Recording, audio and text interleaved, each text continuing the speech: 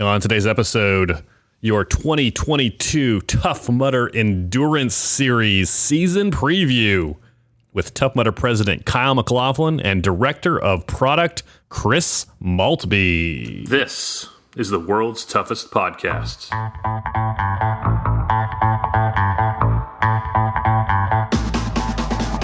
Welcome to the world's toughest podcast, where we talk about any obstacle course race you'd like, as long as that's world's toughest mudder. Each week we talk to members of the WTM community and share stories of success and failure in the single greatest event in OCR. My name is Will Hicks, and this is the world's toughest podcast. Welcome back to World's Toughest Podcast. My name is Will Hicks. Thank you for listening. It's good to have you back. You're listening to the number one rated obstacle course racing podcast in the world. Because of listeners like you. Thank you for rating and reviewing the show on Apple Podcasts and Spotify and Amazon.com. You are too kind. I appreciate it. Today on our show, Kyle McLaughlin and Chris Maltbie. You guys know Kyle McLaughlin. He's the president of Tough Mudder. He's a friend of the show. He's been on here multiple times with us, and always happy to have the president of the race we're all talking about on the show. It's an honor and a privilege. We don't take it for granted. Also with him today, Chris Maltbie.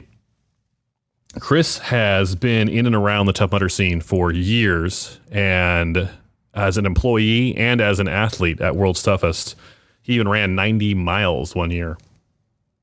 I tell Chris about it. I don't remember if it was 2015 or 2016, but they actually had to make an announcement like, hey, one of our employees is running the race this year, and if he runs, he's going to donate his money to charity. If he wins, he's going to donate his money to charity. And it was we were all kind of like, yeah, okay, whatever. But like, he ran 90 miles, and he was a threat to, he was there at the in the top 5. So anyway, always happy to have Chris Maltbie on the show and Kyle McLaughlin. We're going to talk about the Endurance Series. The Endurance Series for 2022 and forward is Tough Mudder Infinity, Toughest Mudder, and World's Toughest Mudder. Tough Mudder Infinity is an 8-hour race in the daytime. Toughest Mudder is a 12-hour race overnight. And World's Toughest Mudder is the 24-hour race in Pensacola, this year in Pensacola. So very excited to talk details of all 3 races of the series. We also talk a little bit about the season coming up. Tough Mudder SoCal is coming up in about a week and a half as I'm recording this. So new medals. Check out the OCR Report Instagram page for pictures of the new medals and the new headbands. They showed them to us during the phone call Chris and Kyle did, but it's difficult to communicate how they look over an audio podcast. So go to the OCR Report Instagram at the OCR Report and follow it while you're there. How is your 2022 doing? Before we talk with Chris and Kyle, if you are running this year and you want a little extra motivation, you should join the World's Toughest Podcast running group. We have kind of accepted the reins or taken the reins from Melissa Sharkbait Dugan. Melissa ran this running group for 7 years in the World's Toughest Mudder community running group on Facebook. She said a couple months ago, she's like, I'm going to retire, done it long enough. And she's right. She did for 7 years. It's a big task setting it up every month. So we took the reins, and we are very excited about it. If you want to sign up for it, you should be a member of the World's Toughest Mudder community already. If you're planning to run World's Toughest Mudder, or if you have run it in the past, you should go to Facebook, search for World's Toughest Mudder community, and join that group. You'll have answers to literally any question you have about World's Toughest Mudders in there. And if there's a question you have hasn't been answered, you can't find it in the search bar, then ask it, and people will answer it. They're generally pretty kind. There's always, one smart guy in the group. But anyway. So join the group, then find the post about running, and then each month we have a new running challenge, and the challenge is run as many miles as you can. There's no pressure.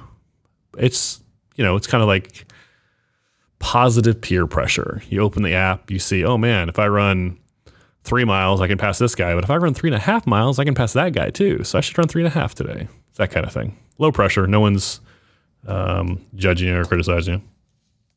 And then the winners each month, we're going to have them on the podcast and just, I don't know, get their stories. So join the World's Toughest Mudder, World's Toughest Community running group. Join the Facebook group, and then you can join the running group. If you can't figure that all out, shoot me a text, 619-485-2726, and I will walk you through it. 619-485-2726.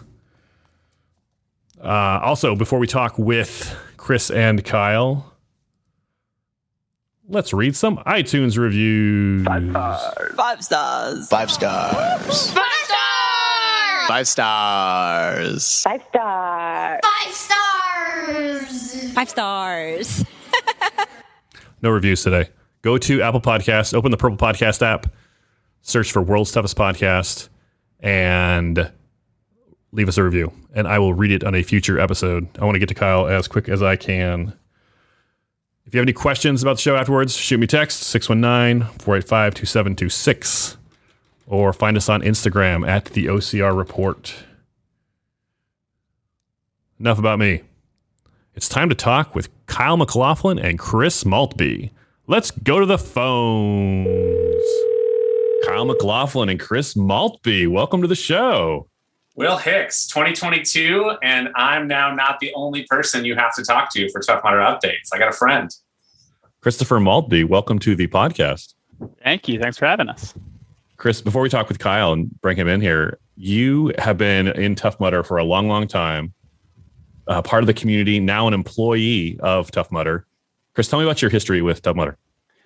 Yeah, I've been kicking around the world for a while. So I actually originally joined Tough Mudder back in 2012, and I was there doing product stuff straight up through 2018. I got pretty hooked into the World's Toughest format in particular. I ran that from 2013 through 2017 each year. Took a little hiatus, then came back, joined the team at the end of 2021 to lead up our global product department, and was out as race director at World's Toughest 2021 as well. So happy to be back in the loop. So you're one of the few guys, maybe the only guy, that as an employee of Tough Mudder actually competed in the event, like as a regular participant, like the full 24 hours.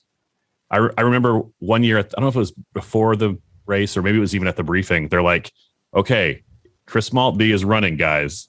If he wins, I don't know, they said you're going to donate your money or you weren't going to take it. Like it was a whole thing they had to explain because you were an employee. They wanted to make sure like ahead of time, like this is all above board, but he's going to do really well, just so you know. It was a to-do. That year I got to donate my $1,000 to charity. So it was a good go. What was your best year at World's Toughest? That was 2017, 4th place 2017, when prizing used to go 1 to 5. And how many miles did you get? 90 that year. That's a good year. It was a hoot. When you come behind Trevor Psychos, Ryan Atkins, and Robert Killian, you feel okay. And what do you do at Tough Mudder now?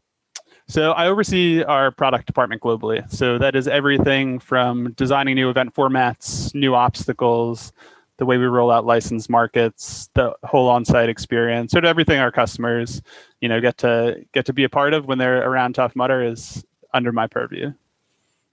Kyle, this is the first time we've talked in 2022. Big year ahead. Last year, kind of getting back up to speed. Tell me about the plans for 2022.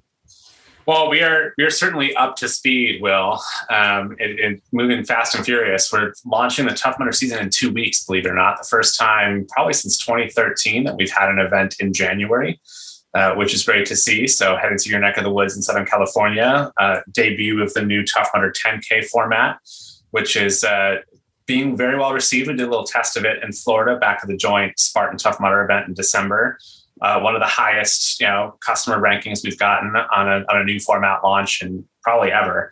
But new obstacles in the mix, 31 U.S. markets on the list this year, 10 potentially an 11th coming in the United Kingdom. Tough Mudder launching this year in Mexico, China, aiming to be back to Germany. So we've got quite a bit going on. Tough Mudder hasn't been in Mexico since like 2013 or 14, right? It's been a minute, but we are excited to get back. Goal is 2 events in Mexico this year. and we'll be doing some further expansion with those guys over the next couple of years as well. I know the German community has been, I'm not nervous, but kind of like, hey guys, what's going on? Tell me a little bit about Tough Mudder Germany. Yeah, so we've been aiming to get Tough Mudder Germany back up online. Europe, as many people know, has gone through quite its own roller coaster of COVID lockdowns. And every time we were about ready to launch German events, Europe would go back into lockdown again. And we didn't have a ton of confidence that, if we put something up, that we were actually able to host it. So we're feeling good about where we're tracking, aiming to get 2 Germany events on towards the back end of the year. And Australia also working to get back online this year as well. That's been something we've been, the Australia lockdown has been incredibly tight, and we've seen with the Australian Open playing out over the past few weeks here. But goal is to get at least 1, maybe more Australian events in the calendar this year. They're almost coming to the end of their summer season, and it'll be the cold time of year. So this will likely be in the fall, winter. China's exciting.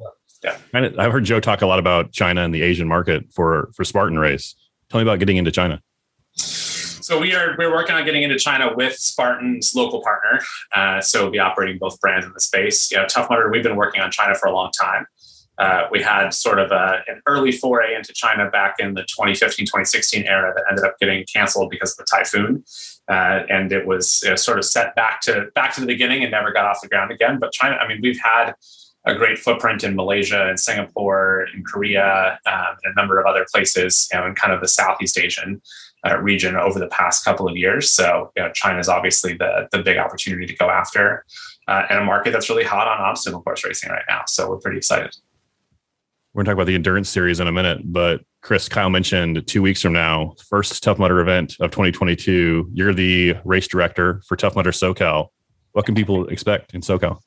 So I think it's going to be a good launch to the season. We've got a couple new cool things we're trying out there. A couple small updates to some of the course challenges you would have seen over the years. So things like hold your wood, sandbag carries, that sort of thing. We're working on some cool updates there to make those pretty fun and exciting. One big one that Tough Mudder veterans should remember well is Crybaby. We've got a new design of Crybaby rolling out in SoCal. So love it or hate it, you can look forward to that one out there. Your gas is back in 22, Will. That's really the headline there. So Crybaby came back for World's Toughest this year, and as part of Electric Avenue, you guys did a great job with Electric Avenue this year, because there was a point you could choose to get cold or you could choose to get shocked. And I told myself, I was like, I got to go through Electric Avenue at least once, because just to talk about it on the podcast afterwards. But when I came up to it in the middle of the night, when it finally opened up and there is steam billowing out like a dragon, it was terrifying. And yeah, you're already tired 12 hours in, right? I did not do it one time. I know a lot of people did, but I would so much rather be cold and wet than get electrocuted and gassed at the same time. So whatever that's worth. Well, the visual of Crybaby in the middle of the night was one of the unintended benefits of it. Chris and I were both running with Jesse overnight, and there's that ridge line that was up on top where you could see, all of the Electric Avenue obstacles down below. And I think from up there, we were like, holy shit, like what is the complete, and you're right, it did look like a dragon billowing, menthol tear gas out the side of it. But we're excited to bring. We didn't feel like it was particularly culturally appropriate to do an obstacle that intentionally makes people cough and sneeze in 2021, but the world's ready for it. The world's ready to have their tear gas back. It's been long enough. Nature is healing. What else can we look forward to? I heard word of some new obstacles, maybe. So we've got some tests going on through the first couple of events of the season. So over the course of 2022, you're going to see some very cool things rolling out, updates of old features, and some brand new stuff coming. We won't give away too much just yet out front, but through the first half of this year, you can expect some new stuff rolling out. Unlike years past, Will, where we've kept obstacle innovation to this like very specific moment in time, where it was people assembling and testing obstacles, and then we would add a few of them for the next year. You're going to see new obstacles from us all the time through the course of 2022 and moving forward. And that'll be both iterations on existing things like we twisted up the gauntlet for WTM. Some of that stuff you may see starting to roll out at events. You may start to see, new handholds and features on longtime favorites like Funky Monkey, or updates to, some of the smaller obstacle features like a hold your wood and stack up like Chris was talking about. And we do have 3 or 4 new marquee features that'll be rolling out through the middle part of the year. You'll start to see those pop up in April, May, June, so on and so forth. But the goal is that if you run SoCal in January, that by the time you come back to LA in April or San Diego in December, you're going to find different obstacles and different components at each of those 3 events. By marquee features, you mean like new obstacles, basically? Yeah, but when we say marquee, we mean like a hold your wood's not a marquee feature, but as a tease, Pyramid Scheme will be coming back on the course this year. We've got a completely newly redesigned, new experience Pyramid Scheme. That's a big marquee feature for us, and that'll probably be closer to May or June when that one rolls out. What about the rest of the year? Tell me about the Endurance Series. Well, Chris is going to walk you through Infinity, which is our newest product. We're very excited to launch that in the Midlands here in April in the UK and Philly in May in the US. But 13 Infinity events on deck for this year, potentially a 14th coming. So, Chris, why don't you share the update? Yeah, so very exciting for this year, especially those of us who have run Toughest in World's Toughest in the past, is a revamp of the Endurance Series as a whole. So Tougher Mudder, as you might have known it, timed first wave, has gone away, and Tough Mudder Infinity, Kyle here is showing you the beautiful new finisher medal, is rolling out this year. So for the first time, all of the Endurance Series events fit sort of a similar profile. Infinity is a 8 to 9 hour loop-based format. So participants are going to head out first on course on Saturday mornings at those events at 7:30 a.m. Everyone's going to run a 15K lap to start. And then after that first lap's done, you basically have, the rest of that day to do 5K or 15K loops, based on your own personal strategy to rack up as many kilometers as you can over the course of the day.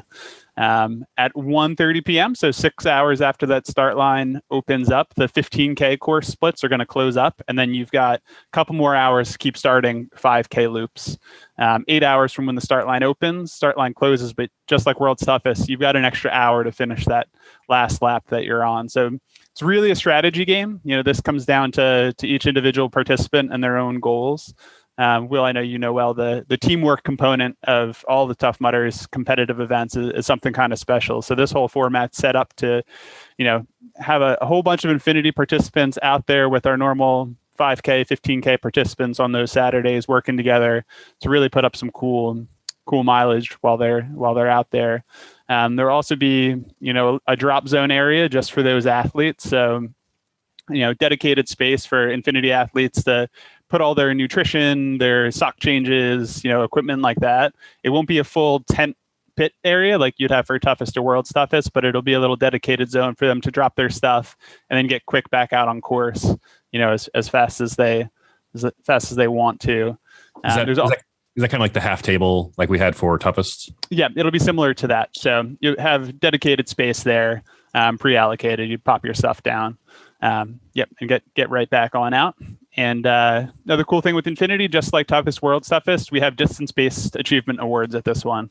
So Kyle has some of the awards he can show you over there, but they're basically headband medallions. So starting at 30 kilometers, going all the way up to 60, there's dedicated badges that go on, and 60 is sort of the equivalent of the 100-mile bib, I would say, at a World's Toughest. So at 60 kilometers, there's actually going to be a more substantial belt buckle like medal you can win, but you're going to have to really be gunning it if you're going to get 60K at an Infinity event this year.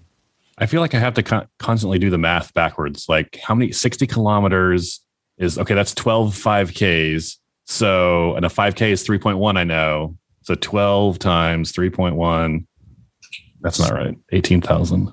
Anyway, so we're a global company now. We think in miles and kilometers. So yeah, I think it'll take a little bit for everyone's collective mind to wrap around the kilometer-based courses. But in due time, each of those achievement levels will have their own level of animosity. I've no doubt. We as Americans don't like to hear it, but if you look at a map of the world and like who's using miles and who's using kilometers, there's only one country that's using miles. So it's kind of on us at this point. I know we use our UK office as they translate for us when needed, but we've dialed all the distance and achievements in, based on what we know for pacing from our other formats. So you can rest assured those levels will present a good challenge there. And similarly now, contender status for World's Toughest will include performances at infinity. So there are kilometer-based cutoffs there for achieving contender status. And new this year as well, in the past, elite contender status was an invite-only category. There's some lofty achievement levels to lock in elite contender status for the top athletes as well. Have those numbers been set? Those will launch tomorrow alongside all of the updated rules for each of the competitive series events. But there's a full for each past World's Toughest experience, 2022 toughest results, and infinity results, all new updated numbers in there, along with a few ways to qualify through Spartan events. So infinity finisher swag. There's the headband, obviously. Headband. Yeah. There is a medal. Yeah, it'll be a purple headband. I don't have it. I'm at home today, so it's at the office. But a deep purple headband, the Infinity Finisher medal here, and all of the Tough Mudder endurance medals this year will have the I-tab spot on the back for people who want to do the customized medal with their time or their achievement. You'll get the Infinity race bib, for participation, and then starting at 30K, you'll be able to earn these headband medallions that clip onto your headband. And they go all the way up. They're silver from 30 through 45, and then they're gold for 50, 55, and 60 kilometers. So starting at 30, every 5 kilometers has its own clip-on. What are they called? The clip-on? Headband medallions. Headband medallions. Yeah. Exciting. So Infinity launches at Midlands in the UK, April 23rd, 24th weekend, and then will be part of our Philly Endurance Weekend, May 20th and 21st. Philly, we are going to bring for the first time, the Unholy Grail to the US. It's been a UK only piece. We've had a few unofficial finishers of the Unholy Grail in the past, but this year with the new update will be Infinity on Saturday, minimum of 20 kilometers, an overnight toughest experience, and then the 5K and 10K on Sunday. So if you do all 4 in the single weekend, you'll be considered an Unholy Grail finisher. And we've got some unique swag and prizing that we'll be debuting for that as well. Tough Mudder Infinity. Toughest Mudder, Tough Mudder 5K, Tough Mudder 10K. Yep. On Sunday. So you're looking at a minimum of 75 kilometers there. The overnight requirement is 40 kilometers on the toughest course. So a little tidbit Chris snuck in there. If you notice, we're saying kilometers on the toughest course. Now, another update we're going to be launching tomorrow, Will, is that toughest, which has been a 5-mile course with 20 obstacles, will switch this year to being the 10-kilometer course. Still with 20 obstacles, so a little bit more running on the overnight toughest course, but trying to sync up our globally consistent metric system shift here. And will also allow us to not have to modify that course in turn for the Sunday 10K format as well. But with that, all of the achievement earnings and awards for that will shift to being kilometer-based. So we'll start to do patches at 30K, Chris, or 40K on toughest? They begin at 40K for toughest. All the way up to 100K at toughest. The toughest is still a 12-hour event? Still 12 hours. Philly and Indiana in the US this year. And then the Northwest venue in the UK, which is hands down probably one of our best venues globally in the world. So if you were thinking of an international trip this year, a September toughest in the UK, Northwest is going to be pretty epic. Speaking of UK, this is a new venue for toughest over there, isn't it? It is. Toughest has been in Midlands for a long time. Maybe I think every year since we've had Europe's toughest in the UK. So this is a venue switch, moving it a little bit further up, but an incredibly muddy course, really beautiful terrain, challenging venue. And we'll put it a little bit later. Europe's toughest has typically been in June. This is going to move back to the first weekend of September. It'll be the same weekend as Poconos here in the US. Great training event for World's Toughest. Yeah. Toughest UK was not every year, but almost every year was the same weekend as Mother's Day here in the US. Yeah. And that's a hard sell for the family. So it's a little more likely now. That's good.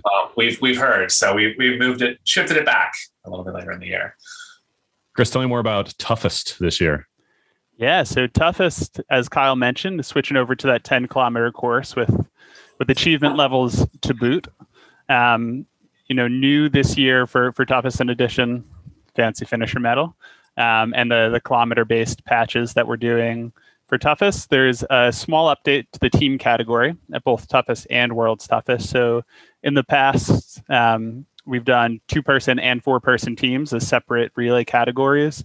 New this year, we're going to have a single team category, anywhere from 2 to 4 participants in that category competing against each other. So there's a bit more optionality. It's going to be one category where we think we'll get some great competition. And the rules in that category are updating now as well. So in the past, there was a caveat around having 50% of your team on course at a time.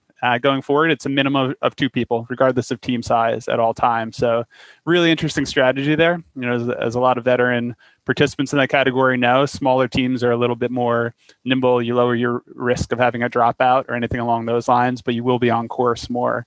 So I think we'll get some really, really exciting strategy there. And, you know, sort of our approach is to make sure that teamwork category is firmly planted in teamwork between the teammates out there. So, you know, you're not going to be running out as an individual if you're on a team. You're always going to be out there with one other person, pull each other through, and we think it better capitalizes on the experience you've got there. But okay, so let me repeat that, make sure I understand that. So this is for toughest mudder. The team, there's one team category. So whether it's 2 people or whether you have, is there a maximum? Is it just two or 4? 2, 3, or 4 people, so up to 4. 2, 3, or 4 people, and in the past, it was everyone has to be on the course for the first lap and the last lap. Is that still the same? Yes. And then for every lap in between that, a minimum of 2 members of the team must be on the course. Exactly, regardless of team size. So if you're a 2-person team, that means the 2 of you are running together all the time. If you're 3 people, 1 person can sit out. Some laps, 4-person, 2 people can sit out. All right. Yeah. It's a big change. It should make it an exciting competition. And changes the strategy consideration of it. I mean, we've seen some big achievements in the 2-person category. I mean, the 4 locos, 2 locos, team really mixing it up and crushing, owning it across the board this year. But one of the things we have seen and what we're trying to solve for here, Will, is that a lot of times people would start as a 4-person team. Somebody would drop out, due to an injury, or they would have somebody drop out, the day before the event and not be able to start. And then they were sort of disadvantaged in where they fit into the ecosystem. So this gives you a lot more portability in a team. You can start with 2, you can end up with 3, you can end up with 4, you can drop down to 3 or 2. You don't end up having to switch categories. You don't end up having to disband as a team. You can still participate in the team category, as long as you're more than 1 person. But with the ability of really changing your strategy on how you're going to take the course on. The team category is something that might not be top of mind for a lot of people, but I remember originally at World's Toughest, it was 4-man teams and you had to be together the entire time. And that's how Hunter McIntyre, that's his team won, that whatever year that was, 2015, 2014 with, a 4-man team full time. And then it changed. There was actually a little bit of pushback when it changed to the relay format a couple years later. And so it's not totally bringing it back, but I can see that. It might take some time for everyone to wrap their brains around it, but that'll be something to watch. Go ahead, Chris. I was going to say it makes it a little bit easier to recruit a team too. It's a bit hard if you want to be on course the whole event. The 2-person team category was really dominated by individuals racking up tons of distance and just switching back and forth the whole day. Now for any of us that might want to run as a team with 2 people, because we're attracted to the teamwork element, it's a lot easier to recruit 1 teammate who might be sick in the head in the same way that you are to go out there and really take it on. I've run World's Toughest as a team for the past, I think every year since 2016 when I ran. And we all stayed together the entire time kind of thing. So I love the team category. I think it's great. So yeah, that's great. Well, and the relay has done exactly what we wanted it to do, in giving people who were new to the endurance experience a chance to take it on in a way where they didn't feel like they had to be on course the entire duration, and they could swap in and out with the teammate and have that experience. But we've also got the locos end of it, of people who are using it as a really great training platform as well to really optimize their speed, their mileage, and their lap strategy for doing WTM. So I think this hits the best of both worlds and gives people a chance to take on team category for either reason. But we're excited about Infinity. I mean, I think our goal, Tougher was always sort of like this bolt-on to Tough Mudder Weekend, and people liked it. It was a great chance to be first out on course, on a weekend morning. People who wanted to go out and take a race lap, you could still do that as part of the Legionnaire Wave that'll launch, this upcoming event in SoCal here. But Infinity is a great stepping stone from doing a Tough Mudder 15K to taking on Toughest. That leap before of like doing a classic and doing 8 or 10 miles and then being like, well, I'm going to sign up to run 12 hours overnight is a huge transition for a lot of people. Infinity now gives you the chance to come and do like, well, maybe I can do more than 15K. Let me do 20K, 30K, 40K. And then making that transition to taking on 12 hours overnight with a headlamp and a wetsuit with a pit, is a much more natural step than going from 10 hours on a Saturday morning 10 miles on a Saturday morning to 12 hours overnight. Yeah, that's always been a big leap, right? The toughest to eventually the world's toughest. So. Yeah. And in the same way where like 5K was a big leap to classic, when we took the Tough Mudder half out, after the 2018 season, the half was sort of a weird product. Like people didn't understand what it was. They thought it was a half marathon. It kind of sat, it was too close to 5K. And it's like, I could do a 5K at 3 miles or do 2 more miles and do a half. But 5K, 10K, 15K is turning out to be really good progression. The numbers for 10K are really good. People are really embracing the product. We're offering it mostly on Sundays in most markets right now, which is going to make Sundays a little bit more of a balanced out day. And now that you can earn Legionnaire status with a finish on any distance, it changes the equation for how Legionnaires want to balance their weekend. We should talk about that before we go. That's a big change this year as well. Chris, anything else on toughest before we keep moving on? No, I think that sums it up. It's more of the things you already love on a 10K course. So yeah, it'll be great. I think we've got a really good progression in the endurance series in general this year. Yeah, well incentivized to earn the Holy Grail, and as we were talking about with the Unholy Grail, a couple of other kind of cool things you can knock out this year. So Kyle, before we talk world's toughest, headband count. What is a Tough Mudder? What counts as a Tough Mudder headband event? Starting in 2022, your Legionnaire status will include any finish 5K, 10K, 15K, or Infinity Toughest in WTM. So any one of those events will add to your tally. Will add to your tally officially. We're not retroactively counting anything. We're not tabulating any past 5K, half, or other distances. But going forward, every adult Tough Mudder finish will count towards your Legionnaire head count tabulation. And that, honestly, is a change that has been a long time coming. It's something that we've been talking about and pondering and kicking around for a while. If you ask the average person who's finishing a 5K or finishing a 10K, their first time Tough Mudder person, they're going home and telling their friends, I ran Tough Mudder this weekend. They're not qualifying it to say like, well, I ran Tough Mudder, but it was only the 5K and it didn't really count. And that, like, the community we want to be and the type of people that we want to come and embrace this and be a part of pursuing their own health, fitness, OCR journey with us is not about reaching this level of elitism where it doesn't count if you do something less than that. For the person who's getting out there doing their first 10K, I mean, it's a substantial accomplishment for a lot of people, and we want to be able to recognize what it means to cross the finish line, regardless of how many miles you put in to get there. And it's worth noting that the way we design the product sort of slots into that general concept as well. You might remember when 5K and half had launched, there was the obstacle selection for those courses was, it went from an easier course to a harder course. But, the way we're aligning product now is to have a fully baked Tough Mudder experience at no matter what level, what distance you choose to go. They're all challenging in their own way. But, from last year, Electroshock was on the 5K course. And the way that we select obstacles across the board for 5, 10, 15K is meant to give the full experience, regardless of how long or how much time you have to commit on a given weekend, which also plays into the logic of, when and how finishes are counted towards Legionnaire status. So is Electroshock the finisher obstacle for every distance? Yeah, yep. And was at every event in 2021 as well. And then 5K runners might see even like Arctic Enema on the course. They just might. Kyle, how many can you earn more than one headband tally in a day?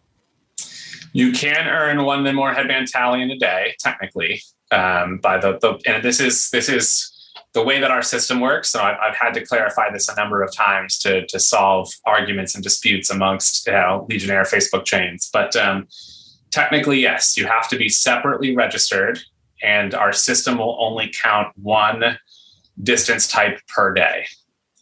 So you can't register two 15K entries on a Saturday morning, run them both, and it will weed out your second one because multi-lapping is obviously not counted towards an individual event completion. But if you were to run the 15K in the morning, the 5K in the afternoon, and then do a 10K and a 5K on Sunday, separately registered and separately finished for each of those, then yes, technically you could earn 4 headbands on a weekend. And those guys doing the Unholy Grail in Philly, they'll get 4 finishes. Yeah. All right. Good. I don't know why, but that always, it's like every year there's a new wrinkle to this argument or discussion online. Wrinkle's not new. It's everybody's got their own interpretation of the rules. Look, the intention was never to give people credit for running multiple laps on the course. But yes, in theory, if you sign up for multiple distances in this new format, then yes, the way our database works, it will count every separate event completion of a new distance format in a day. Is there any way people can check their number? Is that tabulated by Team HU somewhere? It is, but it's a work in progress. We're doing this is really technical stuff, but we're doing a big database migration project because we're having to merge a lot of the data from the Eventbrite era, the active era, and then the new active as part of Spartan era. So we've got a lot of cleanup to do that's happening sort of in the background. Our goal is that end of this year, early 2023, you should be able to log in, see your headband status, how many events you've completed, look at your past history. So all the work in progress, and it's going to take some time, but we're working on a much more robust tech-enabled future there. Chris, tell me, it's early, but tell me about World's Toughest 2022. What do we know? Yeah, so it's going to be an exciting one. The big one that we announced at the end of last year was that it's moving down to Florida. So we'll be down in the Gulf Coast of Florida, which is a big step change from being in the desert. We're back in the desert this year in McLaughlin. The biggest changes are sort of, leading into the event, to be honest. We talked earlier about the contender status, different ways to earn it now. That's going to be posted up tomorrow, January 19th, when we update the rules, elite contender status. The team category updates the same way as for toughest. So same 2 to 4 person, 2 people on a lap at a time there. I think many people will be relieved to hear that we're not changing worlds to kilometers, so that will remain a 5-mile course. The bibs will stay the same. There are some things that can't be translated, and for now that is one. So same format that's well loved across the board. When it comes to obstacle design for that event, it's too early. And we're not going to give away any secrets, but you can expect, similar to you saw in Laughlin, some very cool updates to existing features, some World's Toughest exclusive features. So that's really the marquee event for us to get a little creative and sassy when it comes to what we decide to put on the obstacle menu there. So it'll be a great event this year. Every time we move regions, there's entirely new things to contend with.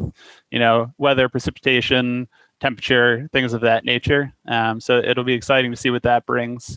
So really high mileage last year in Nevada. So hoping to continue to see strong performances, but we'll see how we modify the course. So I heard it's still a 5-mile loop, but the bib is actually an 80.4 kilometer brown bib.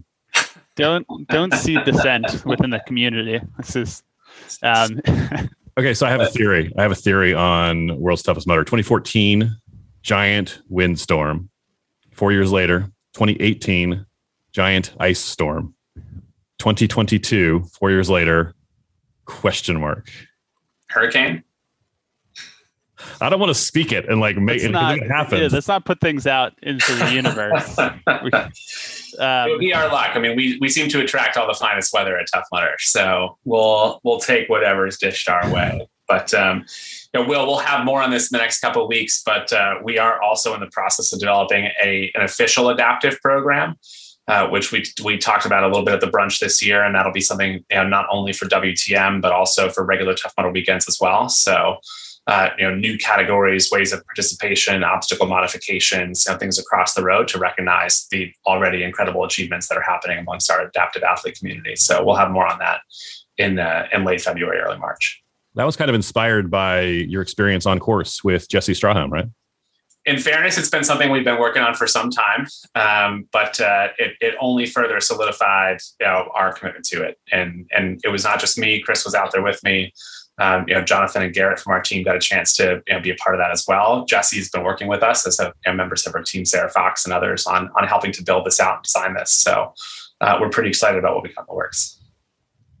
That's awesome. Kyle, Chris, what else should we talk about? What else is coming up this year?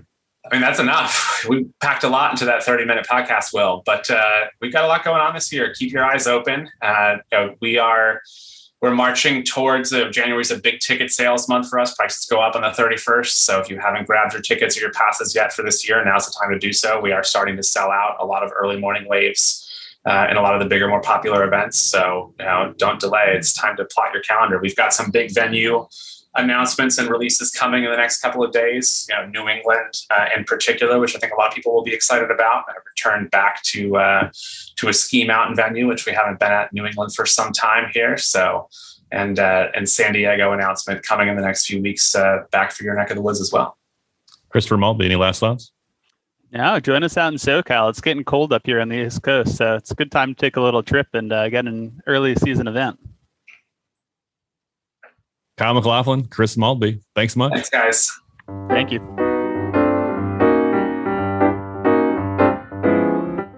Special thanks to Kyle McLaughlin and Chris Maltbie for appearing on the show. Come back anytime. You guys have that golden ticket. Say the word. What do you think? Are you going to earn your Holy Grail this year? Are you going to earn your unholy Grail in Philadelphia? Let me know what you think in a review on Apple Podcasts. Open the Purple Podcast app. Search for World's Toughest Podcast. Or Amazon.com.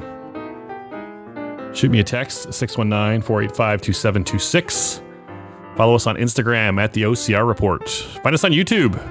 YouTube.com/The OCR Report. I will talk with you soon.